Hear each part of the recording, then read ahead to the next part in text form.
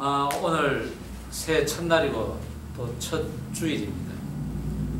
올 한 해는 어떤 각오로 살아갈까 생각을 해보다가 그렇다면 지난 한 해는 어떻게 살았나를 또한 돌아보게 됩니다. 멋진 각오를 하며 시작을 했는데 참 많은 것을 행하지 못하고 또한 하나님을 많이 실망시켜드린 한 해였다고 또 생각합니다.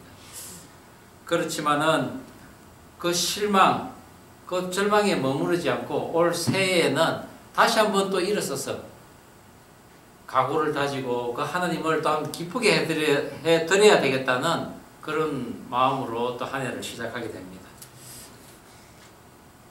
특별히 제가 올 한 해는 정말 하나님께서 기뻐하시는 종의 모습, 곧 제대로 된 목사의 모습으로 살아가고자 각오를 해봅니다. 또한 한 가장으로서의 또한 모습은 어떻는가 또 생각해 보면서 올바른 그런 가장의 모습도 또 지켜나가야 되겠다 다짐을 해봅니다.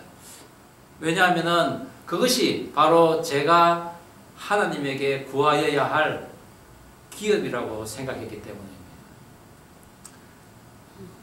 물론 목사로서 또 집안의 가장으로서 모습을 제대로 갖춘다는 것은 결코 쉬운 일은 아닐 것입니다. 한국 교회사에 큰 족적을 남긴 인물 중에 한 사람이 바로 최초로 한국어 신구약 주석을 펴낸 박윤선 목사라고 있습니다. 그분이 1905년 평안북도 철산에서 출생하고 그리고 그 이후에 한국 보수교회의 정신적 지도자요, 큰 선생이요, 그리고 참 신앙인으로서의 그 모범을 보인 사람이었습니다.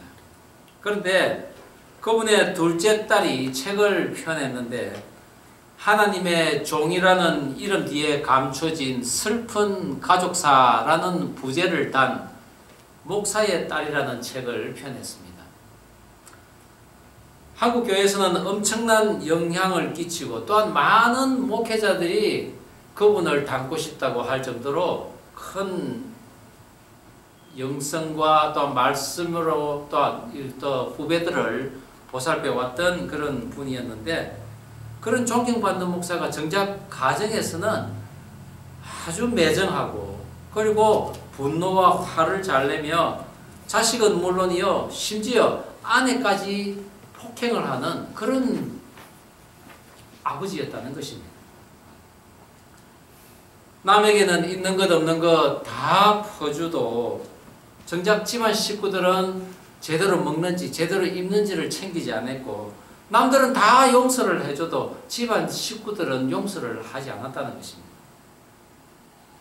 그러면서 저자는 과연 아버지의 믿음은 무엇인가? 그가 지금까지 믿어왔던 그리고 보여왔던 그 예수의 사랑은 또한 어떤 모습이었는가 반문하면서, 아버지는 성경을 연구하고 말씀을 전할 때는 이것은 영의 것이라고 귀하게 여겼지만은 자식과 가정에 대해서는 이것은 육의 일이라고 하는 그런 철저히 이분법적인 영과 육의 사상을 가졌다고 했습니다. 또한 그는 철저한 율법주의자며 바리새파적인 그런 사람이었다고 회고를 합니다. 친어머니가 6남매를 두고 소천한 후에 새로 들어온 그 새어머니와 함께 해온 그 아버지의 그 이중적인 삶에 분노를 느끼면서 자신과 형제들의 인생에 정말 엄청난 번민과 아픔이 있었다고 책에서는 쓰고 있습니다. 이 책이 나오자마자 교계에서는 발칵 뒤집혀졌습니다. 아니, 어떻게 딸이 아버지를 그렇게 매도할 수 있느냐. 적어도 우리가 아는 그 박윤선 목사님은 결코 그런 분이 아니었다. 말씀에 열정적이고 겸손하시고 진실하신 분이었다고 말입니다. 그러나 또 한편으로는 우리는 사실 잘 모르는 부분이 있을 것이다. 우리가 그 집안을 들여다 볼 수가 없으니 우리는 잘 모르지 않겠냐. 그 집안에서 같이 살던 딸이 더 잘 알겠지라는 말도 했습니다. 딸이 아버지의 다른 모습을 보인 것입니다. 그런데 우리가 오늘 살펴볼 말씀은 딸들이 아버지의 이름을 후세에 널리 전하고 싶다고 하나님 앞에 나아가서 담대히 간구하는 말씀입니다. 백성의 수를 센다라는 의미의 그 민수기를 우리가 살펴보고 있는데, 특별히 민수기는 1부, 2부로 나눌 수가 있습니다.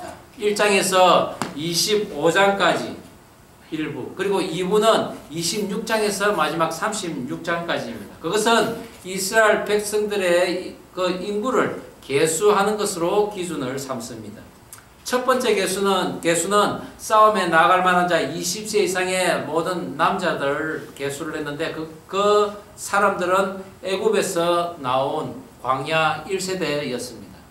그런데 26장에 계수한 전쟁에 나갈 자를 다시 계수를 하는데, 그들은 광야 1세대 때 계수되지 못한 20세 미만의 남자, 그리고 광야에서 태어난 남자들, 그 합한 세 세대였습니다.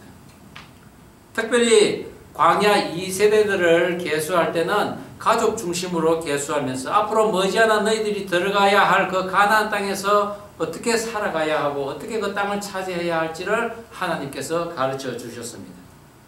그것은 너희들의 능력으로 그 땅을 차지할 것이 아니라 내가 주는 대로 너희들이 그것을 받을 것이다 라는 하나님께서 주시는 대로 받는 신앙의 원리이기도 했습니다. 그런데 오늘 27장에서는 남자들의 그 수에 따라서 배분하는 그 기업을 여자들도 자기도 달라는 것입니다.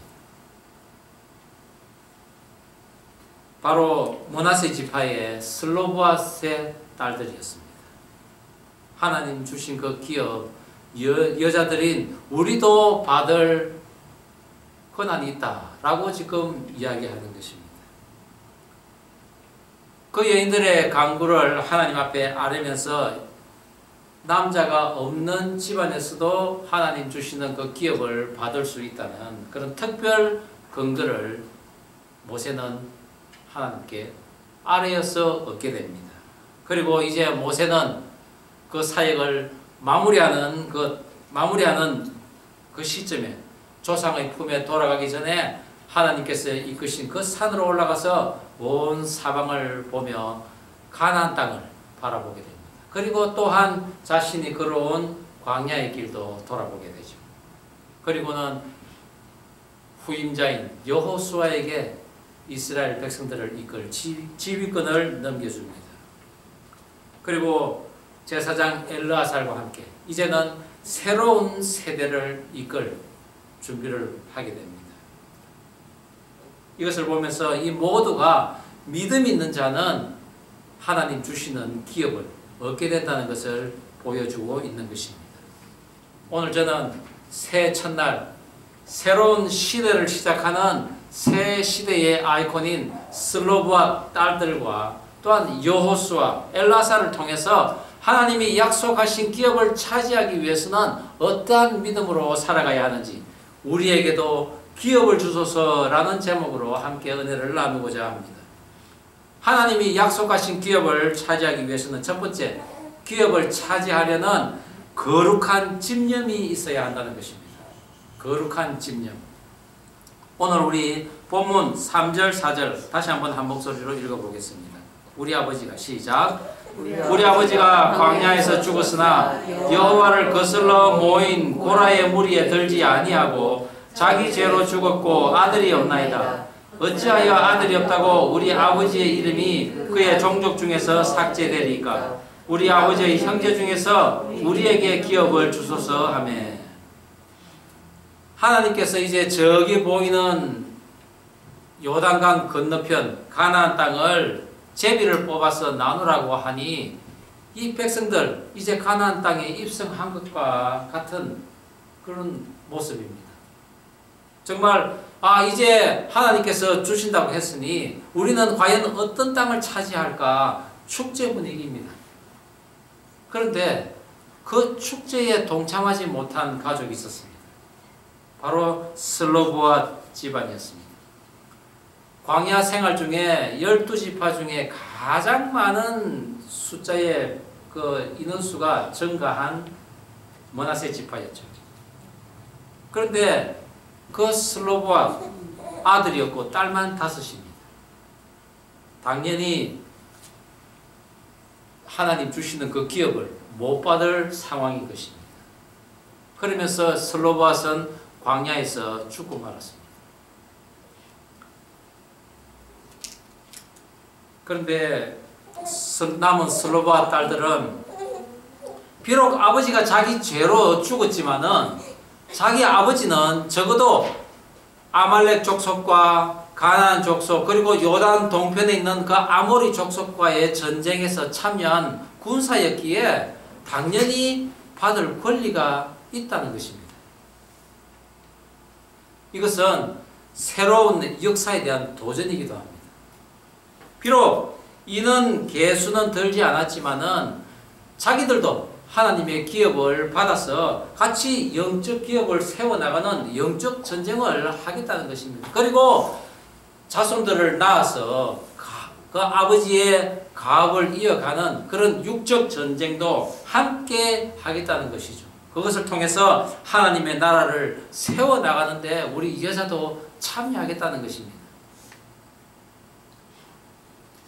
하나님 주시는 기업에 대한 거룩한 집념으로 나아간 것이죠. 그렇다면 그 슬로보아의 딸들의 믿음은 어땠을까요? 사실 그들은 믿음이 있었습니다. 왜냐하면 그들이 지금 모세와 그 므낫세 지파 그 지도자 앞에 나가서 땅을 달라고 했을 때 그 요구한 시점은 요단강을 건너기 전입니다. 그리고 그 요단강을 건너지 않았을 뿐만 아니라 가나안 땅을 점령도 하지 않았고 땅을 분배하지도 않은 상태였습니다. 그런데 그 땅을 달라고 하는 것입니다. 그 땅을 차지하기 위해서는 앞으로 5년이라는 세월이 지나야 합니다. 이 시점 이후에 5년이 지나고 났어야 비로소 가나안 땅을 정복하고 분배를 합니다. 그런데도 슬롯과 그 딸들은 이미 그 땅을 받은 것으로 믿고 하나님 앞에 그 땅을 달라고 했던 것입니다. 하나님이 약속하셨으니 그것은 이미 이루어진 것이라고 믿고 있었던 것입니다. 그것이 바로 믿음입니다. 예수님께서도 마가복음 11장 23절에 보면 누구든지 이 산들을 들리어 바다에 던지우라 하면은 이것을 의심치 않고 믿으면 그대로 되리라고 하셨습니다. 그리고 누구든지 기도하고 구하는 것은 반드시 받은 줄로 믿으라고 하셨습니다. 올 새해에는 저와 여러분에게 이런 믿음이 있기를 바랍니다. 이런 믿음으로 하나님 앞에 간절히 구하는 그런 거룩한 집념이 있기를 바랍니다. 그렇다면 왜 이것이 거룩한 집념일까요? 오늘 슬로보아 딸들이 간절히 아버지의 그 몫을 구한 것은 그들의 욕심 때문이 아니었습니다. 그들은 사실 어디든지 시집을 가면은 먹고 살 수 있는 사람들입니다. 그런데도 그 기업을 구한 것은 바로 아버지의 이름을 그 이스라엘 중에 계속 이어가기 위함이라는 것입니다. 그것이 오늘 본문 4절에 그들이 말한 말 중에 나옵니다. 어찌하여 아들이 없다고 우리 아버지의 이름이 그 가족 중에서 삭제되리이까? 우리 아버지의 형제 중에서 우리에게 기업을 주소서. 그렇습니다. 아버지의 이름이 가족 중에 삭제되면 그것은 지파의 족보에서 없어진다는 의미입니다. 슬롯과 딸들은 하나님이 주신 기업에서 그 아버지의 이름 슬로보앗이라는 이름이 계속 이어지기를 바랬던 것이죠. 그리고 그것을 후손에게도 또한 물려주기를 원했던 것입니다. 그것이 바로 하나님의 백성으로서의 남는 길이요 또한 하나님의 생명책에 기록되는 길이기 때문입니다. 그래서 성경 마지막 책인 요한계시록에 보면은 단 지파의 이름은 빠져 있습니다. 그런데 이 므낫세의 지파의 이름은 또 나와 있습니다. 하나님의 백성으로서의 거룩한 사명은 바로 하나님의 백성의 이름이 후대에까지 전해지게 하는 것입니다. 비록 율법이나 생활법에는 나타나지 않습니다. 또한 사회적으로 편협된 생각이 그 지배를 하더라도 하나님 주시는 것을 믿고 그것을 반드시 차지하겠다는 그런 사모함으로 강구해야 한다는 것이죠. 그렇게 시도하는 사람들은 하나님 주시는 기업을 반드시 차지할 줄 믿으시기 바랍니다. 우리 옆 사람에게 하나님의 약속에 거룩한 집념을 가집시다 라고 우리 서로 응원하면 좋겠습니다. 하나님의 약속에 거룩한 집념을 가집시다. 예, 반드시 하나님의 약속은 이루어질 줄 믿으시기 바랍니다. 슬로브와 딸들 단지 믿음만 좋았기 때문만은 아닙니다. 그들이 하나님의 기업을 받는다는 그것은 여러 가지 불의의 모습들 중에서도 거룩한 집념이 있었기 때문에 가능했다는 것이죠. 그 슬로브와 딸들의 이름을 보면은 병들다라는 말라, 그리고 비틀거리다라는 노아, 그리고 남을 속이다라는 자고세라는 이름의 호그라, 그리고 여왕이라는 밀가, 그리고 기쁨이라는 디르사, 각양 각색의 이름을 가지고 있습니다. 그것은 이 광야와 같은 세상에서 때로는 병들고 또한 거친 환경에서 비틀거리고 또 때로는 남을 속이는 그런 모습일지라도 우리가 하나님 앞에 치료받고 용서받고 나간다면은 하나님 앞에 나아가 간구할 수 있다는 것입니다. 또한 때로는 여왕과 같은 모습으로 살면서 기쁨을 누리고 있지만은 하나님 앞에 간절히 간구함이 없으면 안 된다는 것을 보여주기 위함입니다. 우리가 어떠한 다양한 부류에 살고 있다 하더라도 하나님 앞에 거룩히 간구하는 그런 거룩한 집념은 반드시 가져야 할 것입니다. 여러분들에게는 하나님께서 약속하신 기업이 있습니까? 그것을 받았습니까? 그것은 이곳 보스턴에서 얻어질 기업이 될 수가 있고 또한 이 보스턴을 거쳐서 다음 단계에 가서 얻어질 하나님의 기업일 수도 있습니다. 그것이 어디에 있든 지금부터 하나님 앞에 간절히 구해야 할 것입니다. 아니 하나님께서 약속하셨기에 그것은 이미 구해진 것을 얻어진 것을 믿어야 할 것입니다. 그것이 바로 오늘 슬로보앗의 5 딸들이 구한 바로 저와 여러분이 가져야 할 믿음의 자세인 것입니다. 간절하고 집념 어린 간구로 하나님의 기업을 이미 받았음을 믿고 구한다면은 하나님께서는 세상 편견 다 물리치고 특별 조항을 만들어서라도 그것을 우리에게 주실 것을 믿는 저와 여러분 되기를 주의 이름으로 간절히 축원합니다. 하나님이 약속하신 기업을 받기 위해서 두 번째, 하나님을 향한 믿음이 개성되어야 한다는 것입니다. 우리 본문 18절에서 20절 말씀 다시 한번 한 목소리를 읽어보겠습니다. 여호와께서 시작. 여호와께서 모세에게 이르시되 너의 아들 여호수아는 시장의 감독자이니 너는 데려다가 그에게 안수하고 그를 제사장 엘르아살과 온 회중 앞에 세우고 그들이 목전에서 그에게 위탁하여 내 종기를 그에게 돌려 이스라엘 자손의 온 회중을 그에게 복종하게 하라. 오늘 하나님께서는 슬로보앗의 딸들을 통해서 그들의 믿음과 거룩한 집념으로 기업을 얻을 것이라고 말씀하시고 난 다음에는 광야 2세대를 이끌고 나갈 2 사람을 통해서도 하나님의 약속하신 기업을 주겠다고 하십니다. 그 2 사람은 바로 여호수아와 엘르아살입니다. 그런데 여호수아가 모세의 뒤를 이어서 이스라엘의 지도자가 되는 과정에서 모세의 믿음이 징검다리 역할을 한다는 것을 우리는 찾을 수 있어야 합니다. 하나님께서는 모세에게 아바림산, 그것도 그 가운데 느보산 정상으로 데리고 가서 가나안 땅 주변을 바라보게 합니다. 한 역사학자에 의하면은 그 느보산 정상에 서면은 동쪽으로, 서쪽으로, 북쪽으로 약 30마일씩 보일 수 있는 곳이라고 합니다. 그런데 남쪽으로는 60마일까지 보이게 한다는 것이죠. 그것은 곧 모세에게 하나님께서 약속의 땅도 보이셨지만은 그와 동시에 그가 지나온 광야를 더 멀리까지 보게 하신 것입니다. 40년간의 광야를 보게 하신 하나님이시죠.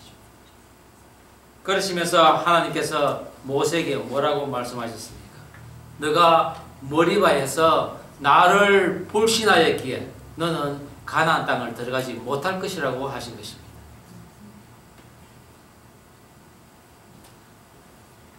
바로 모세의 불신을 지금 교훈 삼아 말씀하고 있는 것입니다.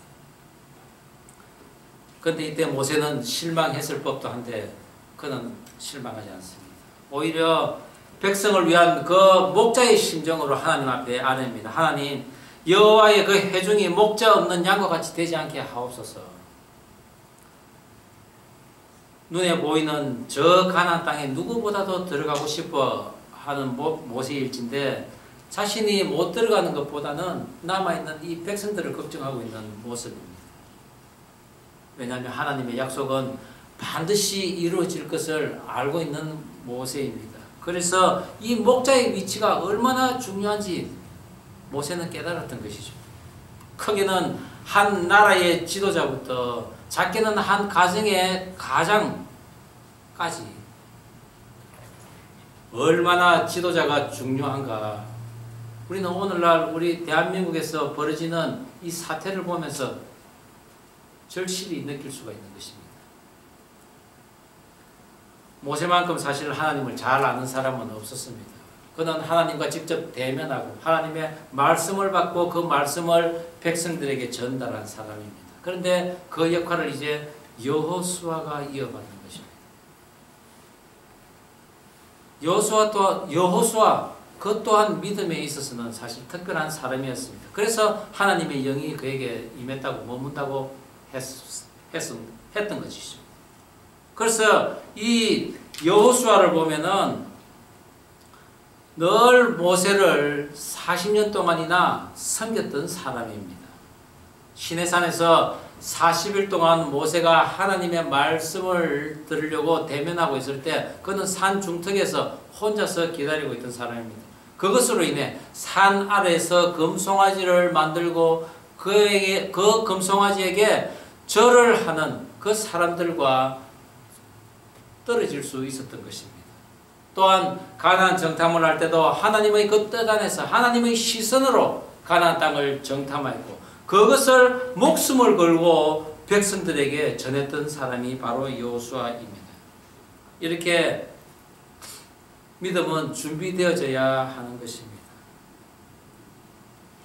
섬겨본 사람이 그리고 또 무리를 이끌 수가 있습니다. 그러나 시대가 바뀌면서 하나님의 말씀을 받는 방법도 이제 바뀌게 됩니다. 직접 대면하여서 말씀을 받은 모세와 달리 여호수아는 이제 대제사장 엘라사를 통해서 판결을 위한 우림과 둠밈을 통해서 하나님의 말씀을 받습니다. 이 빛이라는 뜻의 우림 그리고 완전이라는 둠밈 이 두 개는 가부를 결정하는 도구이기도 합니다. 그것은 곧 이제 하나님의 말씀을 하나님의 명령을 받을 때는 두 사람이 함께 합심하여서 받고 그것을 행하라는 말씀입니다. 이것은 앞으로 가나안 땅에 들어가서 왕과 제사장과 그리고 선지자 역할 분담을 하는 것으로 오늘날의 입법, 사법, 행정부가 분리된 상권 분립과도 같은 모습입니다. 그와 동시에 각자의 믿음이 올바로 개성되어야만 하나님의 기업을 차지하고 또한 다음 세대에 넘겨줄 수 있는 것입니다. 그것이 바로 그것을 위해서 모세가 여호수아에게 안수를 하며 그가 가지고 있는 책무, 지휘권을 다 넘겨주었던 것이죠. 하나님께서는 모세의 존귀를 여호수아에게 돌려서 온 백성이 그에게 복종하게 하라고 하셨는데, 이 존귀라는 호드라는 단어는 영광과 아름다움을 뜻합니다. 그것은 지금까지 모세가 경험했던 하나님의 영광, 하나님의 그 아름다움을 여호수아에게 그대로 전해라는 것입니다. 그 하나님의 영광, 하나님의 아름다움 밑에 백성들이 복종을 했던 것입니다. 우리가 우리 자녀들에게 아름다운 기업을 물려준다는 것, 그것은 올바른 믿음을 전해주는 것이요, 그것은 바로 우리가 경험했던 하나님의 영광과 하나님의 그 아름다움을 우리 자녀에게 전해주는 것입니다. 하나님께서 우리에게 보여주신 그 하나님의 영광, 하나님의 아름다움, 그 결정체가 무엇입니까? 바로 예수 그리스도이십니다. 죽기까지 우리를 사랑하신 그 예수님. 그래서 고린도전서 9장 14절에는 이와 같이 주께서도 복음 전하는 자들이 복음으로 말미암아 살리라 라고 사도 바울은 이야기하고 있습니다. 복음을, 믿음을, 예수를 계승하는 것이 바로 우리가 살 길인 것입니다. 앞서 예를 들은 박윤선 목사의 그 딸은 늦게 신학 공부를 하고 성경적인 그 복음과 은혜를 깨닫고는 아버지에게 장문의 편지를 보냅니다. 아버지의 이런 점이 우리를 아프게 했고 우리에게 상처를 주었다고 그렇게 편지를 했는데, 어느 날 아버지가 찾아와서는 성경 구절을 하나 주고는 말없이 돌아갔다는 것입니다. 그 말씀이 출애굽기 21장 17절 말씀입니다. 자기의 아버지나 어머니를 저주하는 자는 죽일지니라. 참 이 대목을 보고 많은 생각을 하게 됩니다. 과연 믿음이 뭔가? 사랑이 뭔가? 많은 사람들이 비난을 함에도 불구하고 아버지를 통해서 오늘날 수많은 그 한국 교회의 그 목회자들과 또한 교회들에게 믿음과 예수의 사랑은 무엇인지 알려주고 싶었다고 올해 70이 넘은 이 박혜란 목사를 보면서 정말 그는 아버지를 비난하기보다는 그 아버지를 교훈 삼아 하나님의 기업을 받고자 하는 이 시대의 수많은 목회자들, 그리고 믿는다고 하는 이 교회의 성도들, 그들이 과연 우리의 후손에게 물려주어야 할 그 기업은 무엇인가, 그것을 알리고자 했던 것 아닌가, 저는 그렇게 생각합니다.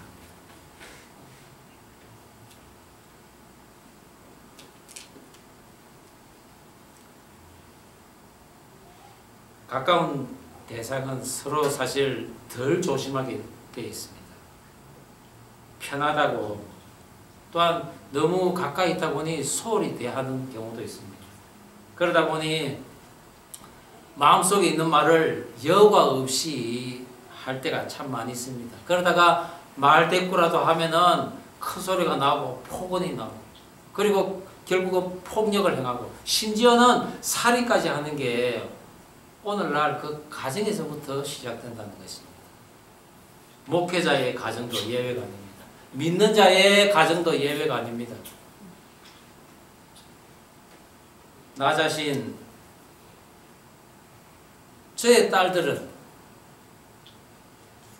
또 그리고 제 가족은 지금 나를 어떻게 생각하고 있는지 걱정이 되면서도 새해에는 정말 거룩한 집념을 가지고 나의 믿음을 자녀들에게 잘 전해줘야 되겠다 라는 다짐을 해봅니다. 나 자신부터 정말 하나님께서 기뻐하시는 하나님 주시는 온전한 기업인 그런 목사의 모습을 제대로 갖추고 또한 한 가장의 모습으로서 제대로 갖추고 하나님 주시는 그 기업을 받을 때 나의 딸들은 슬로브와 딸들과 같이 나의 아들은 여호수아와 같은 그런 믿음을 갖게 될 것이라고 저는 믿습니다. 우리에게도 기업을 주소서. 이 기업이라는 아구자라는 단어는 재산이나 유산도 있지만은 무엇을 꽉 붙들어 단단히 붙들어 맨다라는 그런 의미도 있습니다. 하나님의 기업을 받는 것은 내가 하나님과 꽉 붙어 매어 있는 모습입니다. 정유년 새해는 내 자녀에게 부끄럽지 않는 또한 내 부모를 자랑스럽게 여기는 그런 믿음 있는 자의 모습으로서 살아가며 하나님 주시는 그 기업을 받아 그 기업을 튼튼히 세우고 또한 그 기업을 나의 후손에게도 잘 전하는 저와 여러분 다 되기를 주의 이름으로 축원합니다. 기도하시겠습니다.